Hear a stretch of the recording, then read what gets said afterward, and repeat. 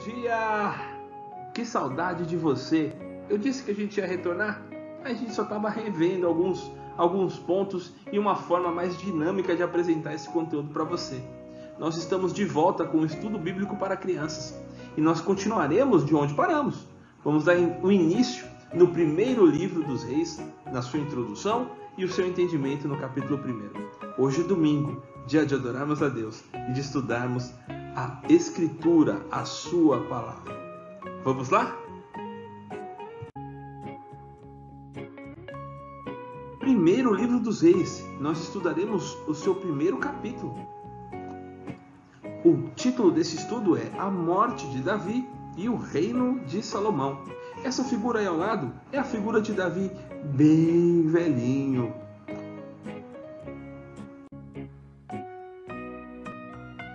Você já está preparado? Eu espero que sim. Nós vamos passar rapidamente pela introdução do primeiro livro dos Reis. E basicamente, onde começa a sua história? Essa é uma pergunta interessante. A sua história ela é uma continuidade da que nós encontramos no segundo livro de Samuel. Então você que já está familiarizado com a história vai estar bem ali atento aos acontecimentos, aos últimos acontecimentos. E você que está chegando agora a primeira vez, vai aparecer um card aqui em cima que vai te lançar para o nosso último livro de estudos. E mais, eu também vou deixar nesse mesmo card logo abaixo todo o conteúdo de acesso, com todo o acervo de estudos que nós fizemos já sobre as Escrituras, desde lá de Ruth, primeiro e segundo livro de Samuel, para a sua edificação. Lembrando que é a palavra de Deus. Espero que você goste. Voltando a falar do livro dos Reis, nós podemos dividir em três partes, sendo a primeira parte a morte de Davi, o início do reino de Salomão, a segunda parte o reinado e as realizações do rei Salomão, e a terceira parte a divisão de Israel em dois reinos. Bora lá continuar estudando? Então tá. Capítulo 1 do primeiro livro dos Reis.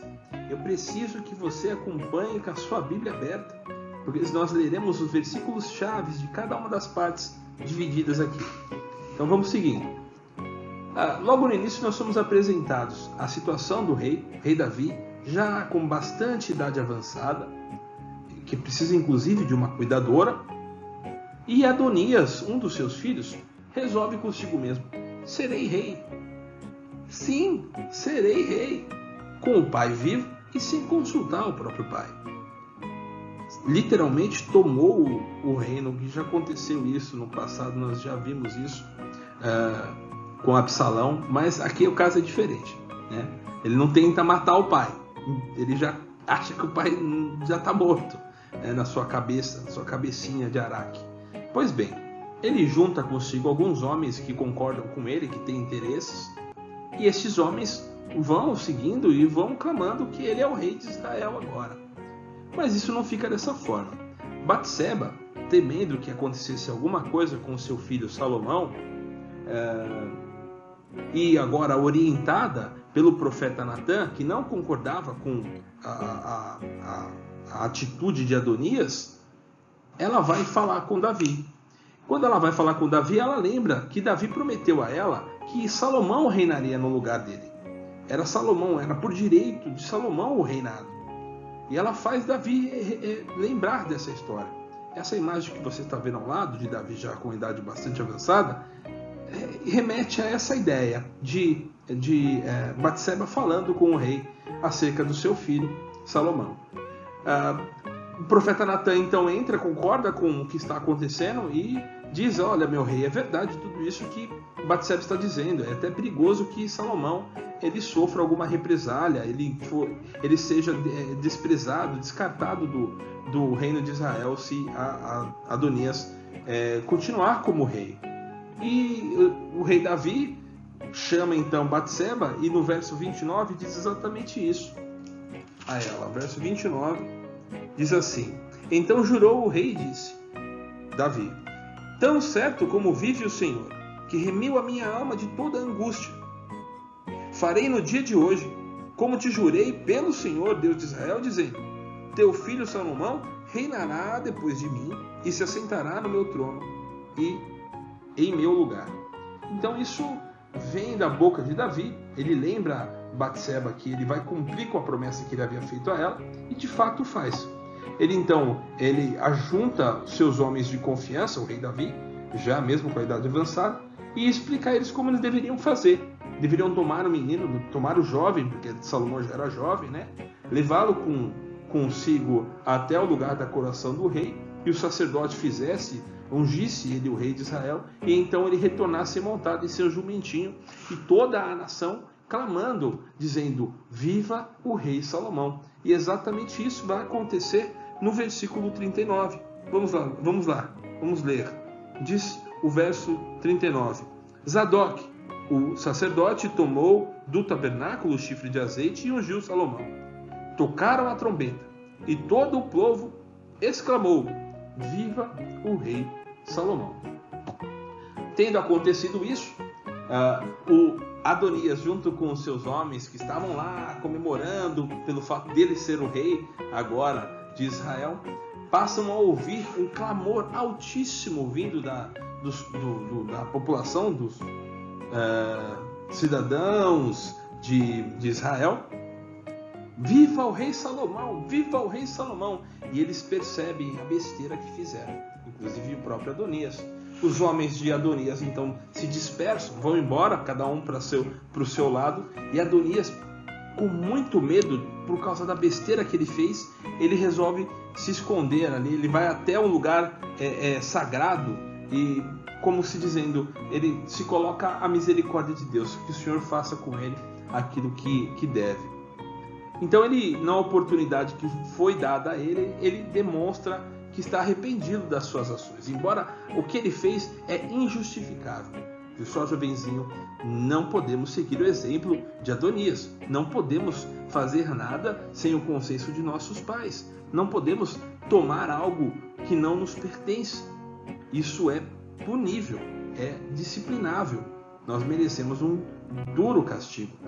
E assim, de fato, poderia ter acontecido. Ele poderia, inclusive, ter morrido pela atitude que ele fez. Ela é digna de morte. Mas Salomão, nos seus primeiros atos, já demonstra uma sabedoria e uma misericórdia. Ao ser informado pelos seus homens que Adonias estava com medo dele, Salomão disse exatamente isso no versículo 52. Vamos lá comigo. Respondeu Salomão: se for homem de bem, nenhum de seus cabelos cairá em terra. Porém, se achar nele maldade, morrerá.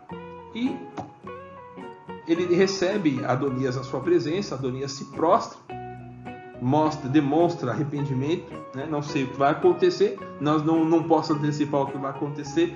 No próximo estudo a gente vai ver, mas ali naquele momento Salomão perdoa de certa forma as atitudes de Adonias, e diz a ele exatamente isso. Verso 53, rei Salomão, este lhe disse, no finalzinho do verso: vai para a tua casa.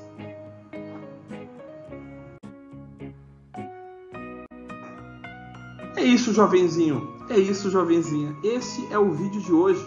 Ele está no formato mais curto para o seu aprendizado. Agora vamos recapitular alguns aprendizados importantes do vídeo de hoje. O primeiro é a presença do Deus Todo-Poderoso na história. Nada do que acontece no mundo, nada do que aconteceu na história das Escrituras, e é história de fato, pois elas aconteceram, nada disso acontece sem a vontade do nosso Deus e sem o seu cuidado. Deus está guardando a história. É Deus que determinou que todos os passos acontecessem até que o dia da plenitude dos tempos viesse o nosso Senhor Jesus. E com Ele a salvação a todo que nele crê. Você crê nisso? É melhor crer. Vamos seguindo. O segundo ponto de aprendizado que nós temos nessa história é que a desobediência de Adonias seria duramente punida. E de fato seria, porque ele fez algo que não deveria. E você, jovenzinho, já fez alguma coisa sem pedir para os seus pais? Já fez alguma coisa sem consultar o seu papai e a sua mamãe? O papai e a mamãe podem te disciplinar. E a disciplina pode ser bastante dolorida. E o terceiro é que Salomão perdoou. É muito importante que nós perdoemos. Papai e mamãe, é muito importante que nós perdoemos os nossos filhinhos.